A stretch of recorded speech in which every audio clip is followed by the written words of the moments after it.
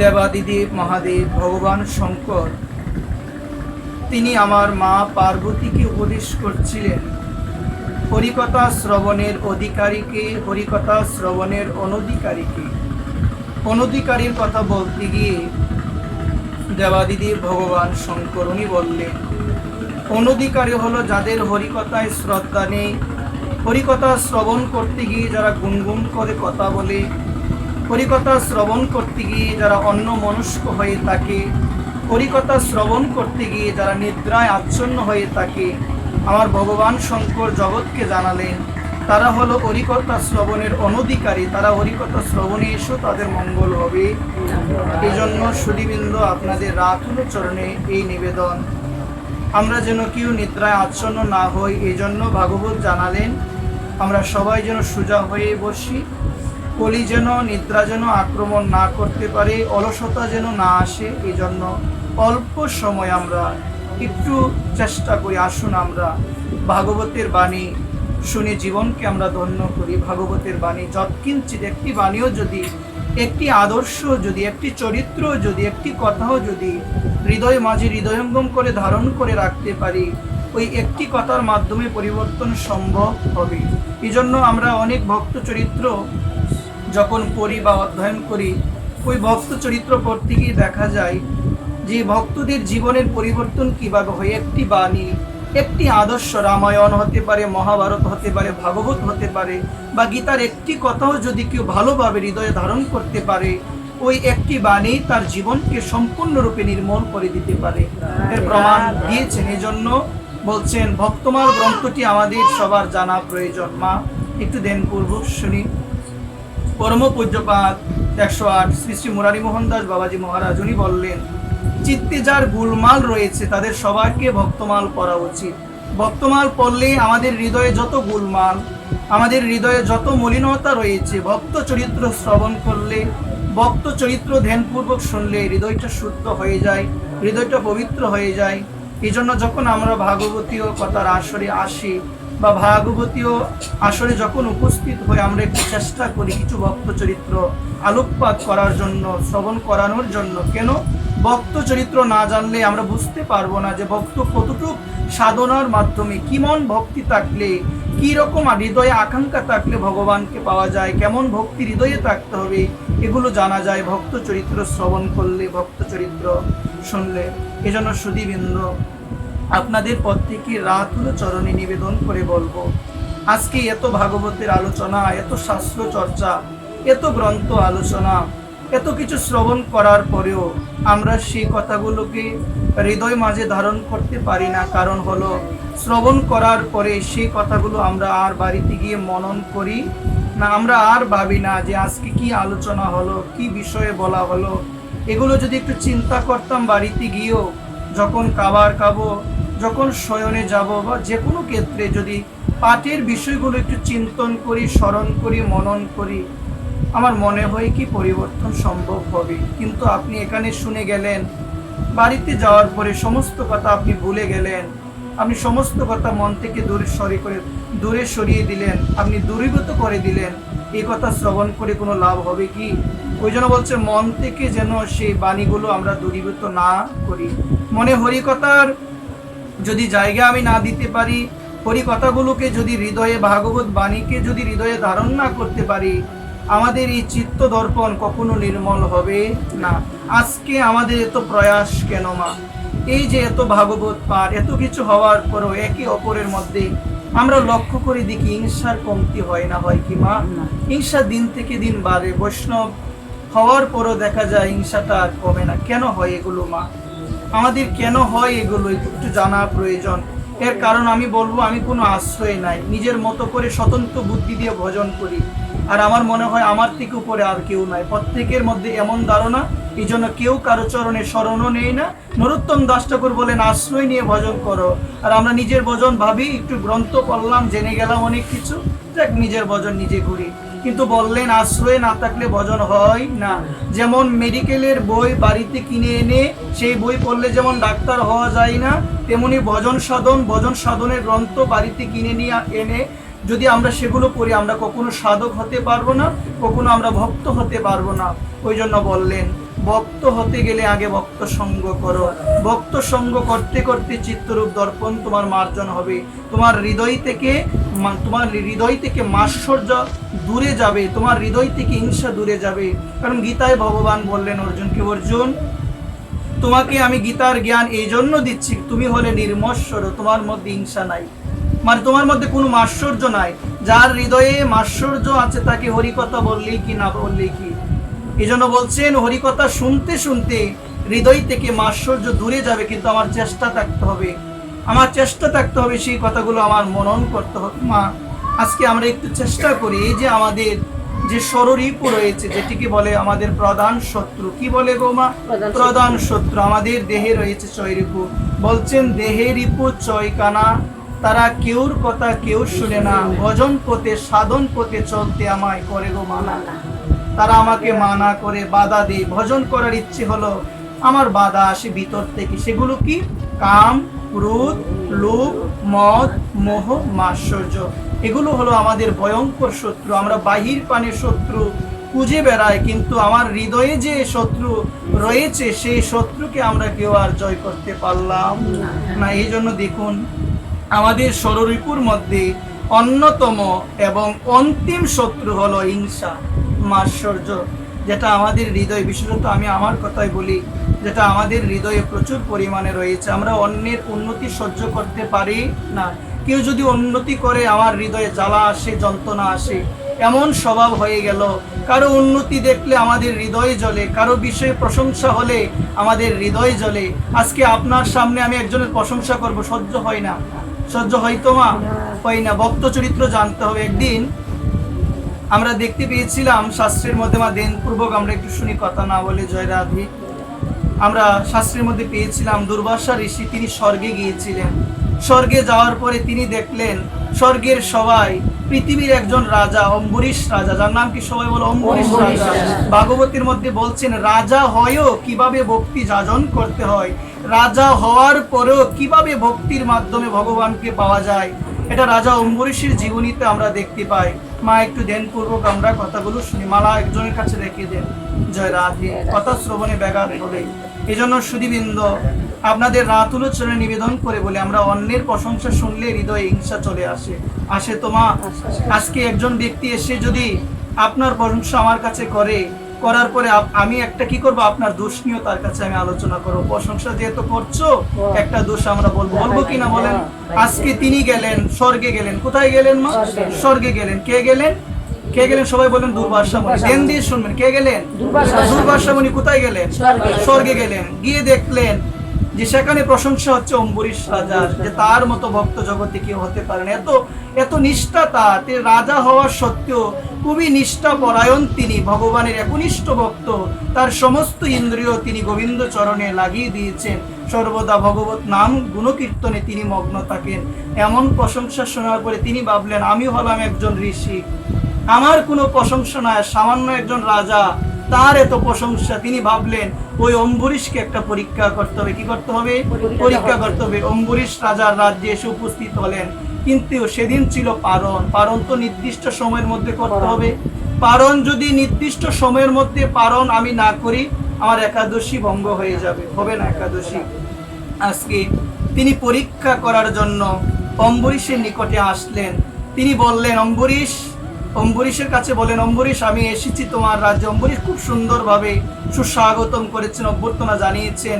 অম্বরীশকে বলেন, অম্বরীশ আমি স্নান করে আসি, তুমি অপেক্ষা করো। আর শাস্ত্র বললেন, অতিথি যখন ঘরে আসে, অতিথি ভোজন না করিয়ে কোনো কিছু গ্রহণ করা যায়, এটা অপরাধ হয়। অতিথিকে আগে সেবা দিতে হবে। এটি আমাদের প্রতিদিনের একটি কর্তব্য, যে হচ্ছে নিযজ্ঞ, এটি করতে হয়। নিযজ্ঞ মানে হলো অতিথি সেবা করতে হয়। ভূতযজ্ঞ মানে পশু পাখিদের সেবা করতে হয়। নিজে কিছু খাওয়ার পূর্বে আপনি পশুকে খাবার দিতে হবে। খাবার এটি দেওয়া আমাদের একান্ত প্রয়োজন। এগুলো আমাদের নিত্যই করতে হয় এগুলো। আজকে দেখুন মা, তিনি গেলেন স্নান করতে, এদিকে অম্বরীশ দেখলেন পারণের সময় পার হয়ে যাবে। কি করব এখন আমি? আমাকে তো পারণ নির্দিষ্ট সময়ের মধ্যে করতে হবে, এখন আমি কি করব? তার মধ্যে এহেন চিন্তা আসলো, এখন আমি কি করব? তখন তিনি কি করলেন মা, একটু ধ্যান দিয়ে শুনি।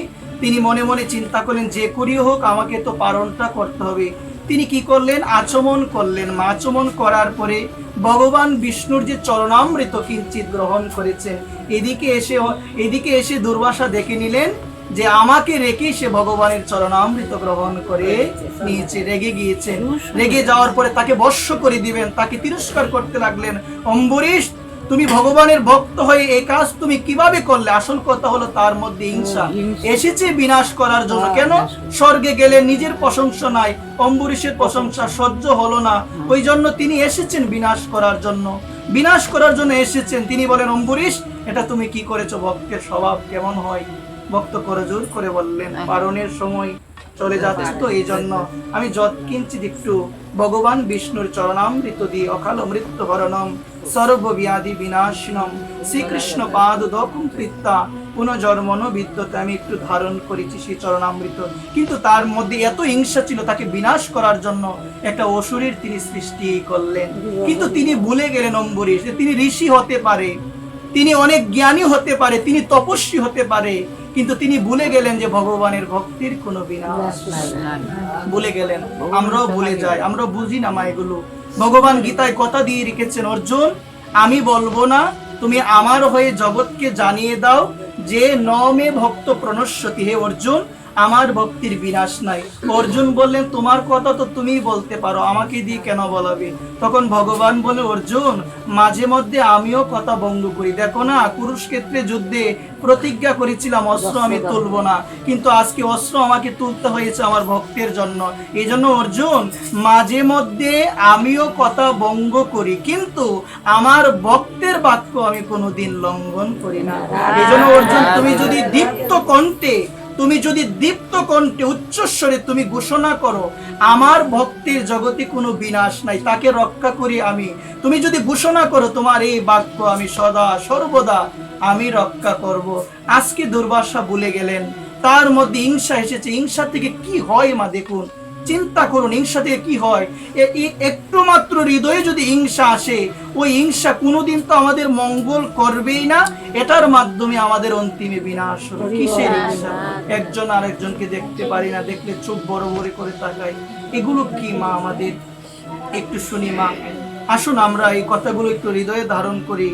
এখানে এসে চিন্তা করবেন, যত কিছু হয়েছে জীবনে, যত জঞ্জা এসেছে, ঝামেলা এসেছে, আসুন আজকে ভাগবতের কাছে এসে একটু প্রতিজ্ঞা করে বলি, আর যেন কারো প্রতি কোনো ধরনের কোনো হিংসা না থাকে। ভগবান সমস্ত কিছু বিসর্জন দিয়ে দিলাম আজকে এখানে এসে, এই প্রতিজ্ঞা করে যাদের প্রতি আমাদের হিংসাটা কাজ করে বেশি, আমরা চলুন আজকে সবাইকে একটু শেষের দিকে, এখন নয়, একটু ভক্তিপূর্ণ আলিঙ্গন দিয়ে এখানেই সব বিসর্জন দিয়ে দিই। এগুলো আর যেন আমরা না রাখি মা। মন থেকে সবাইকে ক্ষমা করে দেন, কেউ খারাপ কাজ করেছে ক্ষমা করে দেন। কারণ শাস্ত্র বললেন, রাত্রিবেলায় যখন শয়নে যায়, কারোর সাথে যদি কোনো ধরনের মনোমালিন্য থাকে, আমি যদি ক্ষমা করে না ঘুমাই, সেই অবস্থায় যদি আমার মৃত্যু হয়, আবার আসতে হবে আমাকে। এই জন্য বলছেন, ঘুমানোর পূর্বে ক্ষমা করে দাও, যা হয়েছে সব ক্ষমা করে দাও। কেউ আমার শত্রুও নয়, কেউ আমার বন্ধুও নয়, নিজের প্রারব্ধ কর্মই শত্রু, নিজের প্রারব্ধ কর্মই হলো বন্ধু। এই জন্য আসুন আমরা সবাই মন থেকে সমস্ত হিংসাকে দূর করি। আমরা কিভাবে দূর করব? হরিকথার মাধ্যমে। আজকে তিনি চিন্তা করেন হিংসার জন্য তাকে বধ করব, কিন্তু যখনই অসুর সৃষ্টি করলেন তাকে মারার জন্য, এদিকে ভগবান আর থাকতে পারলেন না, ভগবানের সুদর্শন চক্র সঙ্গে সঙ্গে রওনা দিয়ে দিয়েছে। আজকে সুদর্শন চক্র এসেই সঙ্গে সঙ্গে ওই অসুরের গলাটা একদম ছেদন করে দিয়েছে। এখন দুর্বাসার পালা। দুর্বাসা দৌড়াতে লাগলো, ব্রহ্মা লোকে গেল, শিব লোকে গেল, সবার কাছে গেল, কেউ বাঁচাতে পারে না। ব্রহ্মা বলল, আমি পারবো না।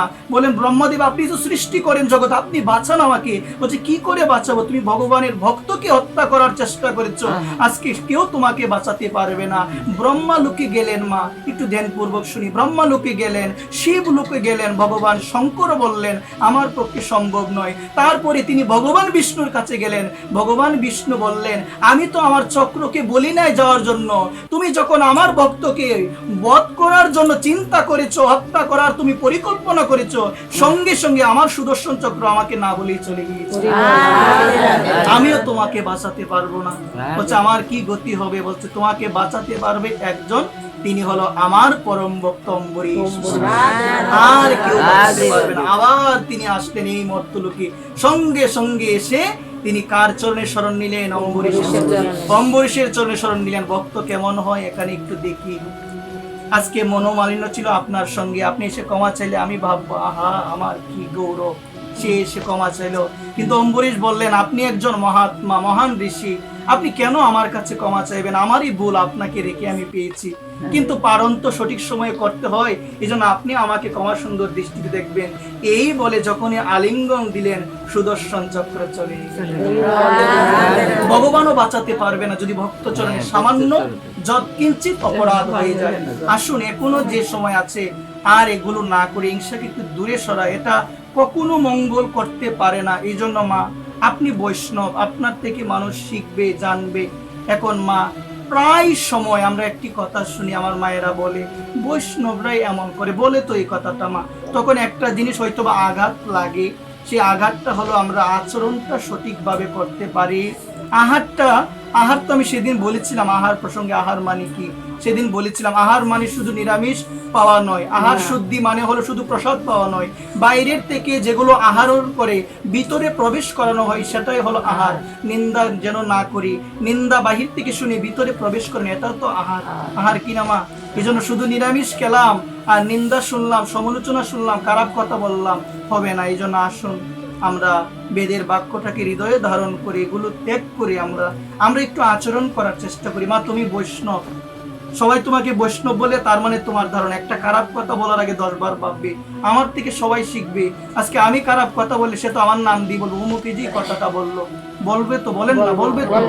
এই জন্য আপনি যদি আচরণ সঠিকভাবে, মাঝে মধ্যে আমাদের একটি জিনিস ধারণা হৃদয়ে থাকা প্রয়োজন। একটি জিনিস সর্বদা মাঝে মধ্যে হৃদয়ে রাখবেন, মুখের মাধ্যমে সবসময় প্রচার করতে নাই, নিজের আচরণের মাধ্যমে প্রচার করতে হবে। আচরণ করেন, আচরণ করবেন, দেখবেন জগৎ আপনার থেকে শিখবে, জগৎ আপনার থেকে জানবে।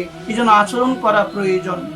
একটি বলতে হয় না সবসময়, একটি কথা মনে পড়েছে আমি বলি, যেমন খাবারের সময় কথা বলতে নাই।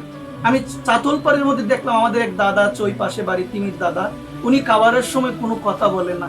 তো ওনার থেকে আমাদের শিক্ষা নেওয়া, শাস্ত্র কিন্তু আছে এমন কথা, এই খাবারের সময় কোনো কথা বলতে নাই। আবার আরেকটা জিনিস হরিভক্তি বিলাসে পেয়েছি, 1 বস্ত্র পরে খাবার কখনো গ্রহণ করতে নাই। বলছেন আবার কি বলছেন হরিভক্তি বিলাসে, আসন ছাড়া মাটিতে বসে কখনো খাবার গ্রহণ করা যাবে না। এটি আমাদের একান্ত জানা প্রয়োজন। 1 বস্ত্র পরে আমরা পাই তো অনেক সময়, আবার বাবারা পায়, মায়েরা তো শাড়ি পরে, বাবারা অনেক সময় পাই তো। এটা নিষেধ আছে শাস্ত্রের মধ্যে, হরিভক্তি বিলাসের মধ্যে এটা আমাদের নিষেধ আছে।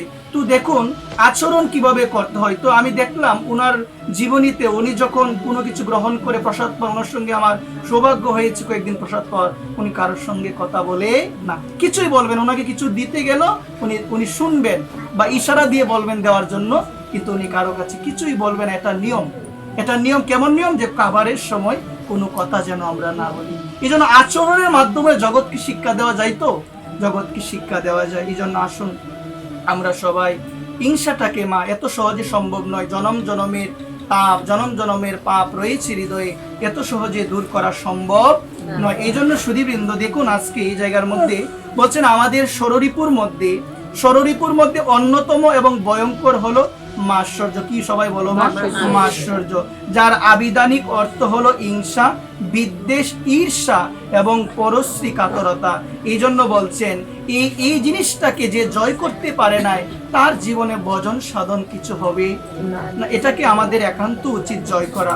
আজকে দেখুন এই জায়গায় বলছেন অহংকার বশত যখন আমাদের মধ্যে নিজ অপেক্ষা অন্যের অধিক ধন, একটু ধ্যান দিয়ে শুনি, অন্যের অধিক ধন, সম্পদ, মান, সৌন্দর্য ইত্যাদি দর্শনে স্বীয়ধন মানাদির গর্বকে গর্ববোধ করে যখন চিত্তে এক প্রকারের কূপ বা অসুষ্ণুতা সৃষ্টি হয়, তখন তাকে বলা হয় মাৎসর্য। মানে অন্যের ধন দেখে জ্বলা, অন্যের রূপ দেখে জ্বলা, অন্যের জ্ঞান দেখে জ্বলা, ওই জ্বলার পরে হৃদয়ে যে একটা ভাব সৃষ্টি হয়, হৃদয়ে যে একটা ক্রোধ সৃষ্টি হয়, এটাকে বলে ঈর্ষা, এটাকে বলে মাৎসর্য।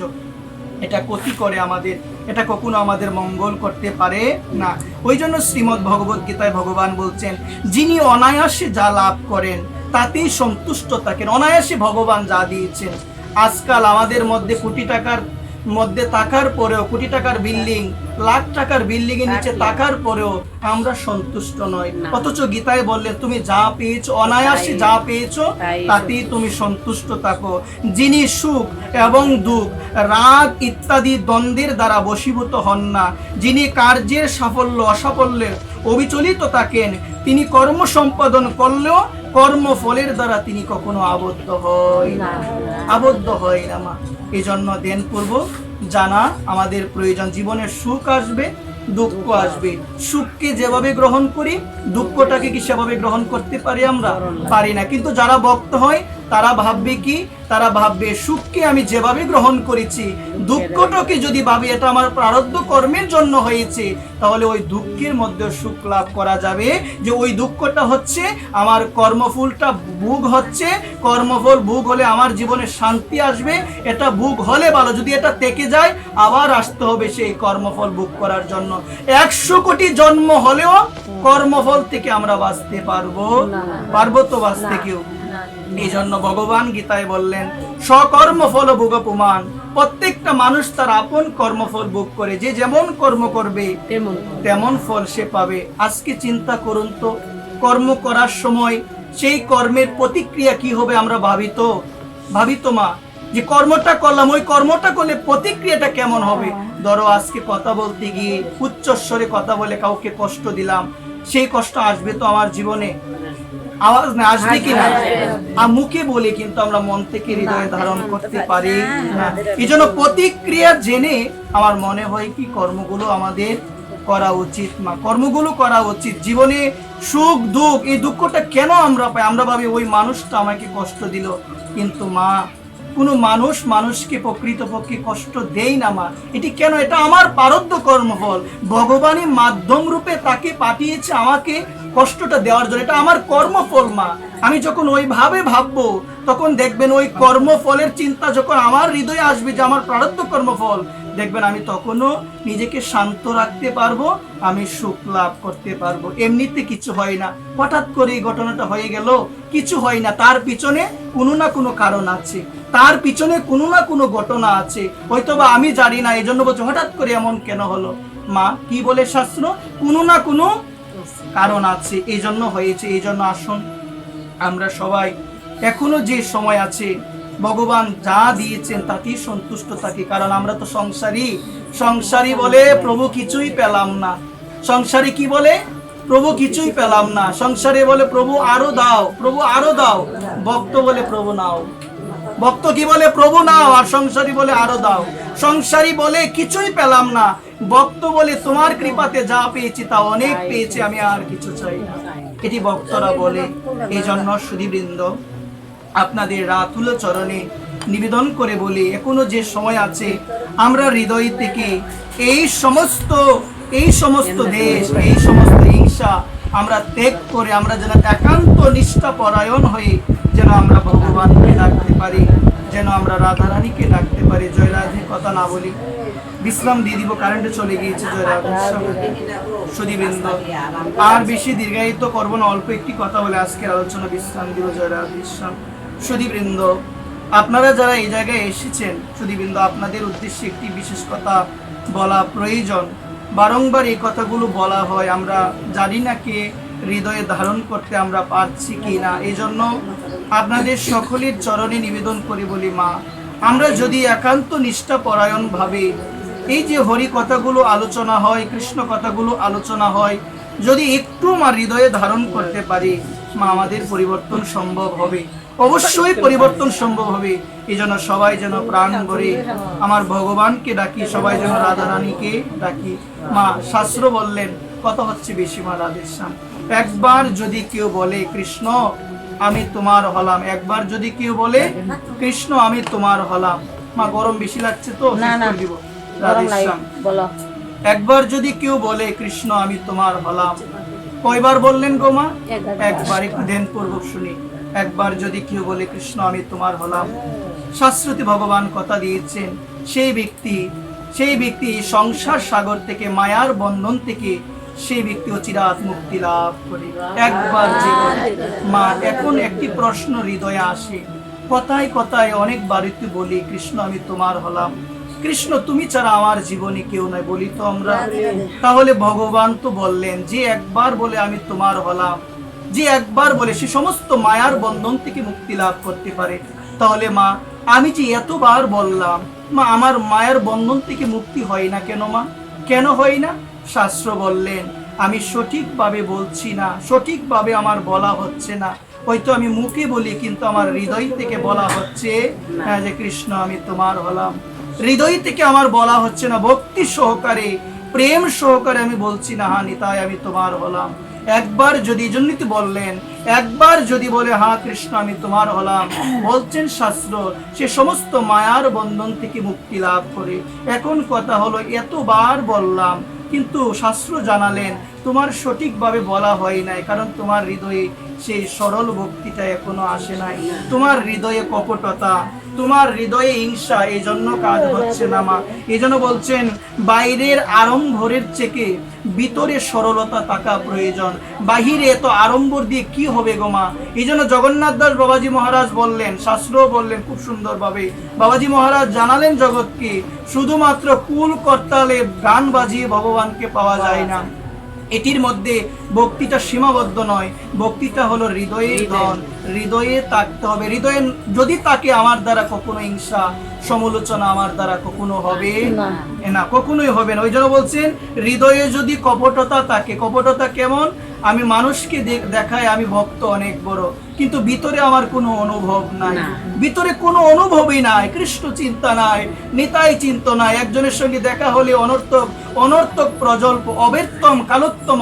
শাস্ত্র বললেন কৃষ্ণ ভক্ত তারা ব্যর্থ সময় অপচয় করে না, তারা সদা সর্বদা কালকে তারা সময়ের সুযোগে সৎ ব্যবহার করে কৃষ্ণ কথায় তারা সর্বদা তৎপর থাকে। আর আমি কি করি? আমি জগতে সবার সামনে এসে দেখাই আমি ভক্ত, আর বাহিরে গিয়ে আমার হৃদয়ে আসে কপটতা, হিংসা। ওই রকম ধর্ম দেখিয়ে জগতের কোনো মঙ্গল হবে না। ওই জন্য ভক্তি সিদ্ধান্ত ঠাকুর বললেন দুষ্ট মন তুমি কিসের বৈষ্ণব? প্রতিষ্ঠার তরে নির্জনের ঘরে তব হরিনাম কেবল কইত, লোক তোমাকে সম্মান করবে এই আশায় তুমি দেখাচ্ছ তুমি বৈষ্ণব, লোক তোমাকে অভিবাদন জানাবে, প্রণাম জানাবে, ওই জন্য তুমি সবাইকে বলে বেড়াও তুমি বৈষ্ণব, সবাইকে বলে বেড়াও আমি কারো হাতে কিছু পাই না, এইরকম গর্ব তুমি সমাজে দেখাও, কোনো লাভ হবে না, লাভ হবে না। আরেকটি বিষয় খুবই হৃদয়ে কষ্ট দিয়ে, প্রসাদ কখনো অপবিত্র হয় না, হয়তো প্রসাদ অপবিত্র, আপনি প্রসাদ বুঝি বৈষ্ণব, খুবই কষ্ট লাগে না জানার জন্য। এমন মহাপ্রভু ড্রেন থেকে কুড়িয়ে প্রসাদ পায়, জগৎকে জানালেন, প্রসাদের মর্যাদা দিলেন। চাতুর্মাস্য করে একজন ব্যক্তি চাতুর্মাস্য করে খুব নিয়ম শৃঙ্খলার মধ্যে থাকে, আপনি ভগবানকে ভোগ দিলেন, আপনি বৈষ্ণব, সে যদি আপনার সে পাত্রে ধরে আপনি কি সে প্রসাদ আর পেতে পারবেন না? আমাদের যে যেভাবে শিখায় আমরা এভাবেই শিখি। একটা বার বাড়িতে গিয়ে 10 বার চিন্তা করবে, চিন্তা করবে, বিবেককে প্রশ্ন করবে, বিচার করিয়া মনে ভক্তি রস আস্বাদনে বিচার করবেন। দেখা দেখি ধর্ম করলে লাভ হবে না, বিচার করতে হবে। মহাপ্রভু জগৎকে জানালেন জগন্নাথের মহাপ্রসাদ কোনোদিন অশুচি হয় না, ভগবানের মহাপ্রসাদ কোনোদিন অশুচি হয় না। সেটা যদি বাসিও হয়ে যায় সেটা হলো পরম পবিত্র, সেটা যদি দুর্গন্ধযুক্ত হয়ে যায় সেটা পরম পবিত্র, সেটা যদি শুকনো হয়ে যায় সেটা পরম পবিত্র। অবমাননা যেই করবে তার বিনাশ হবে। প্রসাদে সর্ব দুঃখ না মানিরস্য উপজায়তে, প্রসাদে সর্ব দুঃখের নাশ হয়। এখন আমরা তো এমন একটা জগতে আমরা এসেছি, এখন বর্তমানে এমন একটা জগৎ, এখানে ধরা যাবে না, ছোঁয়া যাবে না। কি ধর্ম, কি নিয়ম, এগুলো কি ধরাধরি ছোঁয়াছুঁই, এগুলোর মধ্যে কোনো ধর্ম নাই। ধর্মটা হলো মনের বিষয়, ধর্মটা হলো হৃদয়ের বিষয়, ধর্মটা মনের বিষয়। মন পবিত্র থাকলে সমস্ত কিছু ভালো, কিন্তু এখন এই মনটা আমাদের শুদ্ধ হয় না, আর বাহিরের আড়ম্বর নিয়ে সবাই আমরা মাতামাতি করি, সবাই আমরা ব্যস্ত, হবে না এগুলো দিয়ে কিছু। এই জন্য জগৎকে ভগবানও শিক্ষা দিলেন। আজকে ভগবানের জন্য 56 ব্যঞ্জন রন্ধন করে রাখলেন, 56 পদ রন্ধন করে রাখলেন, 34 ব্যঞ্জন রন্ধন করে রাখলেন, ভগবান গ্রহণ করলেন না। তো এখানে ভগবান শিক্ষা দিলেন ঐশ্বর্য চতুরতা দিয়ে ভগবানকে পাওয়া যায় না, ভগবানকে পেতে গেলে সরলতা দরকার। তোমার কিছু নয়, কাঙ্গাল একটা কলা একটু জল দিয়ে যদি 2 বাহু প্রসারিত করে বলো নিতাই, তুমি আসো নিতাই, নিতাই আসবে, নিতাই আসবে। যে হৃদয়ে সরল ভক্তির উদয় হয়েছে সেই হৃদয়ে নিতাই না আসে তো থাকতে পারে না। এজন্য ঐশ্বর্য দিয়ে কি হবে যদি হৃদয়ে সেই ভক্তি না থাকে? এত নিয়ম দিয়ে কি হবে? ধরা যাবে না, ছোঁয়া যাবে না, কি হবে যদি হৃদয়ে গোবিন্দের প্রতি ভালোবাসাই না থাকে? পাওয়া যাবে তো মা? পাওয়া যাবে না। এই জন্য শাস্ত্র পড়বেন, গ্রন্থ পড়বেন, বুঝবেন। আর না পড়লে দেখা দেখি করবেন, অমুকে পেলো না আমিও পাবো না, অমুকে পাই নাই আমিও পাবো না। এটি শিখাই নাই মা, এটি বলে না। এই জন্য এগুলো জানা একান্ত প্রয়োজন। প্রসাদ এটা কি এটা জানতে হবে আপনাকে। এটা জানতে হলে শাস্ত্র পড়তে হবে, এটার মহিমা জানতে হবে যে প্রসাদ আসলে কি। এটা কি সাধারণ কোনো অন্ন না, এটা কি সাধারণ কোনো অন্ন তো মা? অন্ন নয়। প্রসাদ যে ভগবান কি দিয়ে, ভগবান কিভাবে গ্রহণ করে? ভগবান বললেন আমি আমার দৃষ্টি দিয়ে গ্রহণ করি। ভক্ত বললেন প্রভু দৃষ্টি দিয়ে গ্রহণ করলে কি পাওয়া হয়? সেটা স্বাদ তুমি কিভাবে অনুভব করো? বলছে ভক্তের জিহ্বার মাধ্যমে আমি স্বাদ। এই জন্য সুধীবৃন্দ আসুন, বাহিরের আড়ম্বর ত্যাগ করে দিয়ে আমরা বাহিরের সমস্ত কিছু এই সমস্ত ত্যাগ করে দিয়ে হৃদয়ের ভক্তিটাকে আমরা একটু আনার চেষ্টা করি, সেই গভীর অনুরাগকে একটু আমরা চেষ্টা করি। কারণ হৃদয়ে ভক্তি না থাকলে মহাপ্রভু বললেন কোনো লাভ হবে না। মহাপ্রভু বললেন খুব সুন্দরভাবে, ভক্তি যোগ তাকে তবে সকল কুশল, ভক্তি বিনে কাজ হইলেও হয় অমঙ্গল। বলছেন ভক্তি যদি হৃদয়ে না থাকে, মা দেন দিয়ে শুনি কি বললেন গো মা? ভক্তি যোগ তাকে, ভক্তি যোগ যদি তাকে হৃদয়ে সকল কুশল, কি বললেন? সকল কুশল। আর ভক্তি যদি আমার হৃদয়ে না থাকে, রাজাও যদি হই, মহারাজাও যদি হই, আমার অমঙ্গলই হবে। কি হবে গো মা? অমঙ্গল। এখানে বললেন এই মনুষ্য জীবন লাভ করে যদি হৃদয়ে আমার ভক্তি না থাকে মা, যদি হৃদয়ে ভক্তি না থাকে, রাজা হলেও মঙ্গল হবে না, কল্যাণ হবে না। আর যদি মনুষ্য জীবন লাভ করে হৃদয়ে যদি ভক্তি ধন থাকে, যে কোনো অবস্থায় যে কোনো জায়গায় থাকি না কেন, আমার পরম কল্যাণ পরম মঙ্গল হবে। ভক্তি বেশ দেখে বোঝা যায় না, কার ভিতরে কি অনুভব আছে বোঝা যায় না। সবাইকে সম্মান দিবেন, বেশ দেখলেন, দণ্ডবোধ দিলেন, তার কোনো বেশ নাই, তিলক নাই, তাকে ভালো কথা জিজ্ঞাসা করলেন না, এমন যেন কখনো না করি আমরা, এমন যেন কখনো না করি। কার ভিতরে কি অনুভব আছে এটা আমরা বলতে পারি না। আর যারা যথার্থ সাধু, অনুভবের কথা, ভগবত স্বপ্ন দেখেছি কিনা, ভগবানকে কিভাবে ভালোবাসেন, কারো কাছে প্রকাশ জীবনও করবে না, কখনোই করবে না। কেন করবে না? কারণ শাস্ত্র বললেন আপন ভজন কথা না কহিবে যথা তথা। নিজের ভজন, নিজের অনুভব, নিজের যে গোবিন্দের প্রতি প্রেম ভালোবাসা কখনো বলতে নাই। কেন বলতে নাই জানো মা? আমরা দেখতে পাই গোবর্ধনে এক বাবা পরিক্রমা দিতেন সবসময়, রামকৃষ্ণ বাবা পরিক্রমা দিতেন। আর বাবা বলতেন আমার নিতাই পাওয়া হলো না রে, আমার গৌর পাওয়া হলো না। একদিন জগন্নাথ দাস বাবা লক্ষ্য করলেন রামকৃষ্ণ বাবা গোবর্ধন পরিক্রমা করে আর মুখে মুখে বলে আমার নিতাই পাওয়া হলো না রে, আমার গৌর পাওয়া হলো না। মুখে মুখে বলে, কথা না বলি, মুখে মুখে বলে গৌর পাওয়া হলো না, নিতাই পাওয়া হলো না। একদিন বাবা কি করলো গো মা? একদিন বাবা জগন্নাথ বাবা রামকৃষ্ণ বাবার হাতটা ধরে নিয়ে আসলো। সবাই কথা বলি, এটি উচিত নয় মা, কথা যেন না বলি। নিয়ে আসলো মা, নিয়ে আসার পরে বাবা বললেন আজকে তুমি আমার মস্তকে হাত দিয়ে একটা সত্যি কথা তুমি আমাকে বলো, তুমি আমার মস্তকে হাত দিয়ে সত্যি কথা বলো। বলছি বাবা বলো কি বলতে হবে? বলছে বাবা তুমি আমাকে বলো তুমি কি নিতাই পাও নাই, তুমি কি গৌর পাও নাই? তখন বাবা মস্তকে হাতটা দিয়ে বাবাকে আর মিথ্যা বলতে পারবে? বাবা বললেন আমি যেমন করে গৌর পেয়েছি এমন করে গৌর জগতে কেউ পাই না। বলছে তুমি গৌর পেয়েছো তাহলে কেন বলো তুমি গৌর পাও নাই, নিতা পাও না? বলছে বাবা আমি যদি বলি গৌর পেয়েছি, আমার ভয় আমার হৃদয়ের দন গৌর দন নিতাই জন যদি হৃদয় থেকে পলায়ন করে চলে যায়, আমার এই ভয়, এই জন্য আমি সবাইকে বলে বেড়াই আমার নিতাই পাওয়া হলো না গো, আমার গৌর পাওয়া হলো না। সামান্য কিছু অনুভব হলে বলে বেড়াই এটা করি সেটা করি। আর এরা কি শিক্ষা দিলেন গো মা? সামান্য কিছু কথা বলি কত পদের আশা করি, আমার নামের আগে এত কিছু লাগাতে হবে, এই লাগাতে হবে, সেই লাগাতে হবে, এইরকম অহংকার আমাদের চলে আসে মা। আজকে বললেন অনুভবের কথা বলতে নাই, আর আমরা বলা বলি করে আজকে ভগবানকে এটা দিলাম, ভগবানকে এটা পড়ালাম। কি গো এগুলো কি বলার বিষয়? এগুলো কি মাইকিং করার বিষয়? তুমি ভগবানকে কি করে ভালোবাসো এটি বলতে নাই মা। ভজন কথা বলতে নাই। নিজের ঘরে কত টাকা আছে কেউ কি বলে? কি কেউ বলবে তো মা? কেন বলে না গো? আলমারির চাবিটা কোথায় রেখেছেন বলবেন আমাকে? কেন বলবেন না? চুরি হতে পারে, বলবেন না? কাউকেই তো বলবেন না কোথায় রেখেছেন। কত টাকা আছে কেউ বলে? কোটি টাকা থাকলেও বলে টাকা নাই। কেন বলে? কেন বলে গো? চুরি হয়ে যেতে পারে বা শেষ হয়ে যেতে পারে, এই জন্য এগুলো বলে। তাহলে বলেন জাগতিক সামান্য ধনই যদি মানুষের কাছে প্রকাশ না করি, তাহলে এই পারমার্থিক ধনের কথা কি করে বলি গো? এটাই তো আমার জীবনের সর্বস্ব। এই জাগতিক ধন ইহকালে থাকবে, পরকালে থাকবে না, কিন্তু পারমার্থিক ধন ইহকাল পরকাল দুকালই আমার সঙ্গে থাকবে।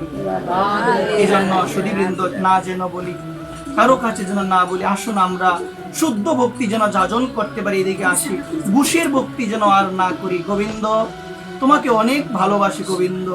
অনেকে কথাটা বলে, তো কখন বলে গো? বিপদ আসলে, ছেলের শরীর ভালো নেই, মেয়ের শরীর ভালো নেই, শরীরটা ভালো করে দাও, একটা বৈষ্ণব সেবা দিব। তার মানে ভালো না করলে তুমি দিবে না? না, মেয়েটা পরীক্ষার মধ্যে যদি এ প্লাস পাই, আমি একটা সেবার আয়োজন করব, তার মানে না পেলে আমি দিব না? না পেলে দিব না। তাহলে কাকে ঘুষ দিচ্ছি গো মা? আওয়াজ নাই, ভগবানকে ঘুষ দিচ্ছি। এমন ভক্তি দিয়ে কোনোদিন ভগবানকে পাওয়া যাবে না। এমন ভক্তি দিয়ে পাওয়া যাবে না। ওই জন্য বলছেন, ঘুষের ভক্তি ত্যাগ করে দাও, সরল ভক্তি দিয়ে ভগবানকে ডাকো। কারণ সরল ভক্তি ছাড়া কোনোদিন ভগবানকে পাওয়া যাবে না। এই জন্য আজকাল তো এমন দশা, ভগবানকে বলি এটা দাও, এটা দিব। আর আসল কথা হলো, জগতে কিছু আছে তো আমার? আছে কি আমার? ঈশাবাস্যমিদম সর্বম যৎকিঞ্চ জগত্তাং জগতেন তেক্তেন বঞ্জিতা মা গৃহীত কস্য সিদ্ধনম। জগতে যা দেখতে পাচ্ছি সবকিছুর